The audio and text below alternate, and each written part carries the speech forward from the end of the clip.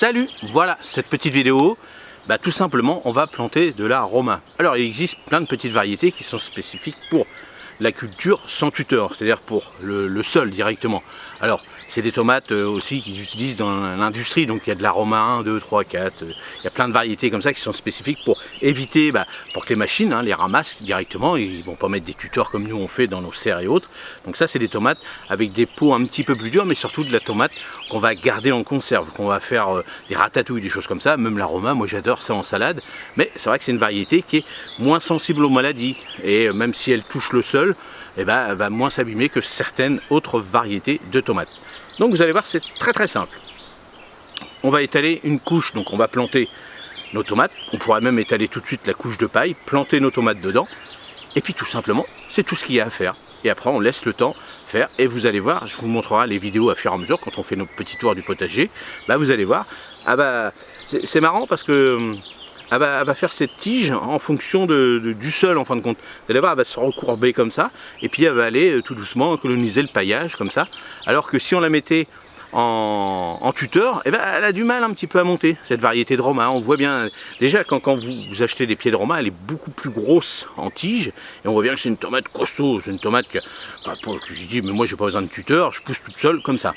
Et surtout, la tomate Roma, moi c'est pas mal. Moi je la mets directement au congélateur comme ça.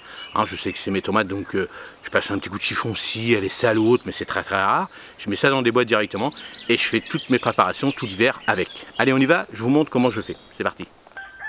Alors là, on va planter tout simplement donc de la Roma. Donc là, cette variété là, donc vous voyez les tiges sont assez grosses.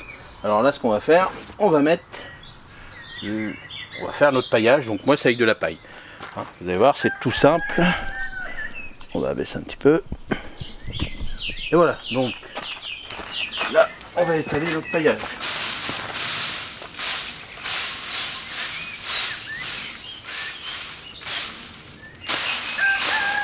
Donc là on peut en mettre une bonne couche, puisqu'on va éviter de revenir tout le temps. Donc là on peut mettre une bonne couche, contrairement aux autres qui sont à côté, qu'on mettra à fur et à mesure. Voilà. Là. Donc là, ce qu'on va faire,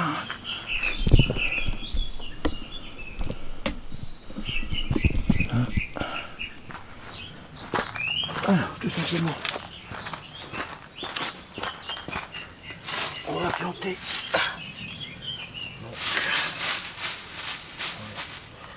Là. Donc là, bon, je les ai bien arrosés, bien sûr. Et ça va être pareil.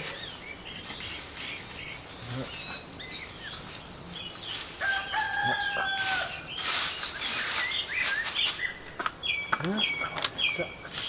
Oh. Ici.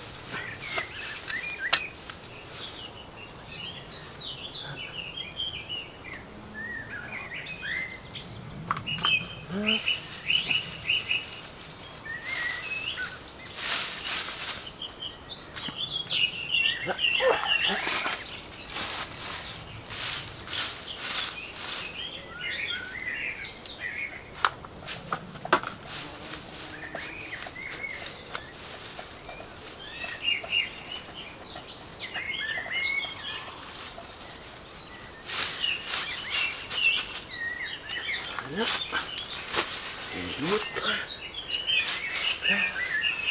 Hop là.